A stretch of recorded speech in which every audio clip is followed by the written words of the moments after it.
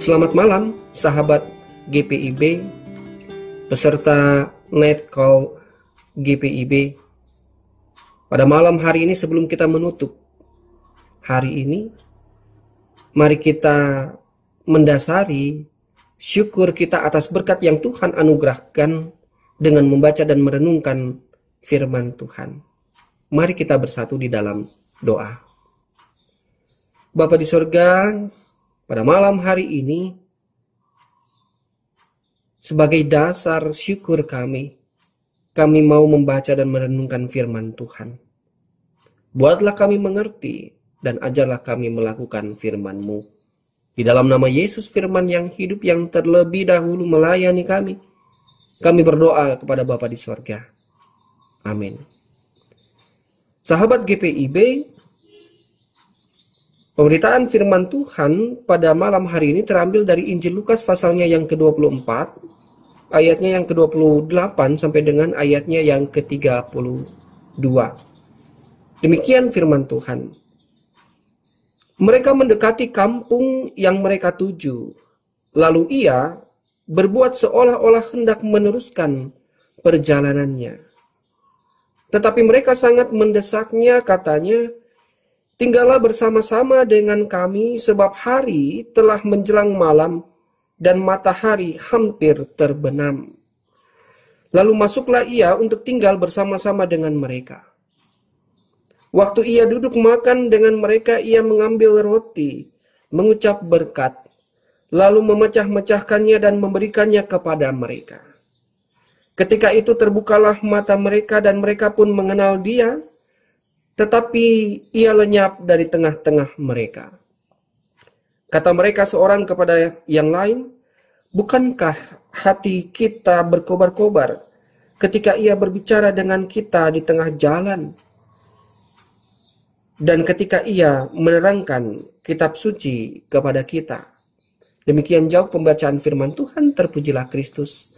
Haleluya. Ibu Bapa yang dikasihi oleh Tuhan kita Yesus Kristus, perikop bacaan kita pada malam hari ini tentang dua orang murid yang sedang dalam perjalanan menuju Emmaus. Di tengah perjalanan mereka, yang pertama mempercakapkan berita kebangkitan Kristus. Mereka bingung, galau antara percaya begitu saja, atau justru mereka berpikir ulang-ulang, benarkah peristiwa ini terjadi? Artinya ada keraguan di dalam diri mereka. Mengapa demikian? Karena mereka hanya mendengar dan tidak melihat apakah memang Kristus telah bangkit. Sahabat GPIB yang dikasihi oleh Tuhan kita Yesus Kristus, di tengah-tengah percakapan itulah Kristus tampil. Lalu ia berkata kepada mereka, lalu berusaha untuk menjelaskan tentang nubuatan para nabi, bahwa Mesias memang harus menderita untuk masuk ke dalam kemuliaannya. Bapak Ibu yang dikasihi oleh Tuhan kita Yesus Kristus, pengajaran demi pengajaran Yesus sampaikan kepada dua orang murid yang menempuh perjalanan ke Emmaus. Tetapi mereka belum benar-benar memahami dan mengerti atau menyadari bahwa Kristus memang telah dibangkitkan. Karena mereka kagum dengan pengajaran Kristus, mereka mendesak Kristus itu sendiri untuk tinggal bersama-sama dengan mereka. Mengistirahatkan badan yang letih, lesu, oleh karena berbagai macam aktivitas, terutama perjalanan 7 mil jauhnya ke Emmaus. Ketika Kristus bersama-sama dengan mereka, tinggal bersama-sama dengan mereka, di sanalah peristiwa iman itu terjadi. Ketika Kristus duduk makan dengan dua orang murid tadi, lalu Kristus kembali mengambil roti, mengucap berkat, lalu memecah-mecahkannya dan memberikannya kepada mereka.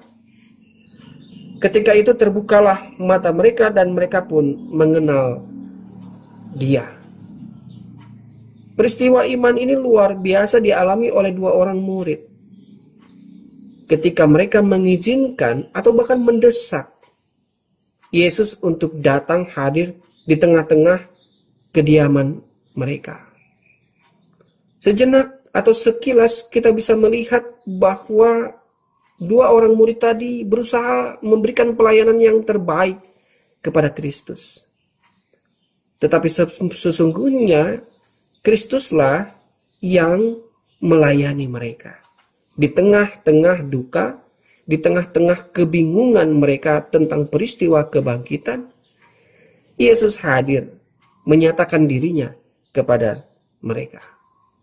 Dan mereka mulai menyadari ketika Yesus mengucap berkat, memecah-mecahkan roti dan membagikannya kepada mereka. Lalu dikatakan di ayat yang ke-32, bukankah hati kita berkobar-kobar ketika Ia berbicara dengan kita di tengah jalan dan ketika Ia menerangkan kitab suci kepada kita. Sahabat GPIB yang dikasihi oleh Tuhan kita Yesus Kristus, kalau kita melihat peristiwa perjumpaan dua murid bersama-sama dengan Kristus dalam perjalanan ke Emmaus ini, yang pertama pada ayatnya yang ke-28, bahwa perjumpaan itu adalah rancangan Tuhan sendiri terhadap dua orang murid tadi. Dikatakan, lalu ia berbuat, atau Kristus berbuat seolah-olah hendak meneruskan perjalanan. Artinya, Bapak Ibu, bahwa memang sebenarnya Kristus mau tinggal agak lama dengan dua orang murid. Yesus berusaha untuk mengokohkan dan meneguhkan iman mereka. Sebelumnya mereka telah menjadi saksi iman atas peristiwa kematian. Dan saat ini mereka telah mendengar berita tentang kebangkitan. Maka kehadiran Kristus di tengah-tengah kehidupan mereka sebenarnya mau memanggil mereka untuk menjadi saksi iman bahwa memang Yesus telah dibangkitkan. Oleh karena itu Bapak Ibu yang dikasihi oleh Tuhan kita Yesus Kristus, kita pun dipanggil oleh Tuhan untuk menjadi saksi peristiwa bukan hanya kelahiran tetapi kebangkitan Kristus. Kesaksian kita tentang kebangkitan Kristus tentunya tidak hanya di bibir dan lidah, tetapi menjadi satu semangat untuk kita menjalankan kehidupan kita ke depan.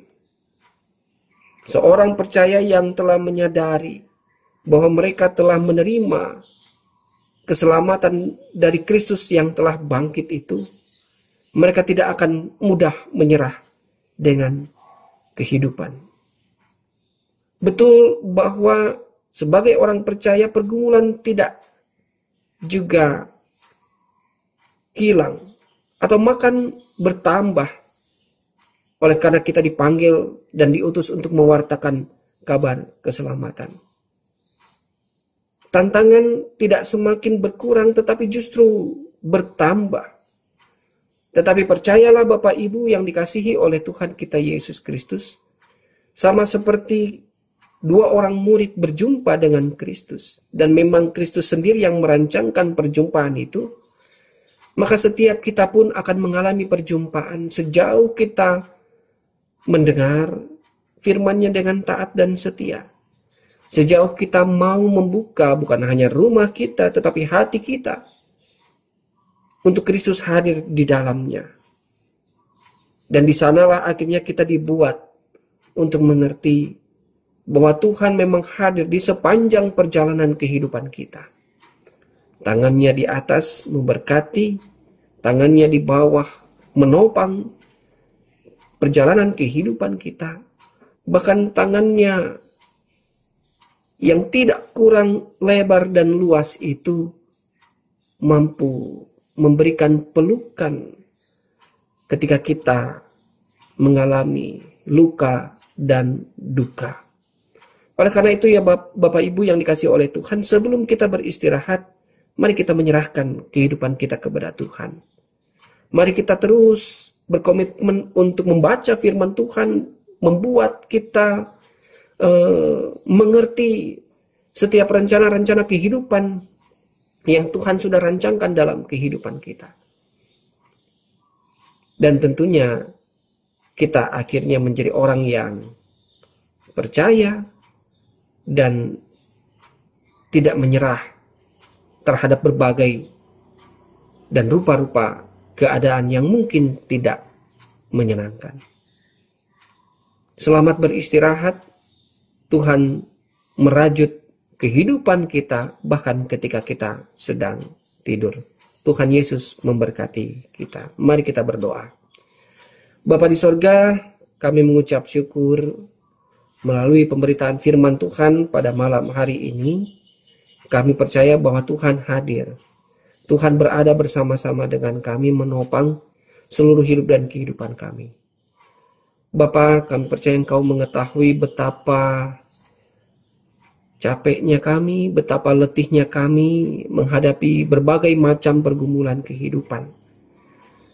Tapi di malam hari ini Tuhan, sebelum kami beristirahat, kami mau tetap menyatakan bahwa kami percaya Tuhan ada bersama-sama dengan kami, menopang, memberkati, dan membuat berhasil apa yang sedang kami rencanakan.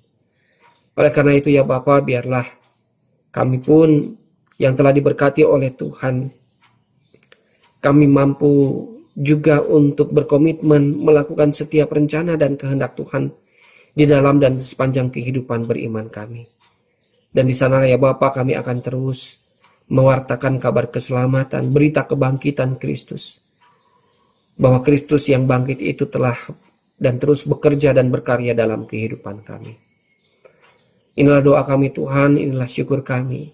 Kami pasrahkan istirahat kami pada malam hari ini dalam naungan cinta kasih Tuhan. Dan buatlah kami kembali terjaga dengan tubuh yang sehat, yang kuat untuk kami menjalani kehidupan ke depan. Inilah doa kami Tuhan di dalam nama Yesus. Kami berdoa kepada Bapa di sorga. Amin.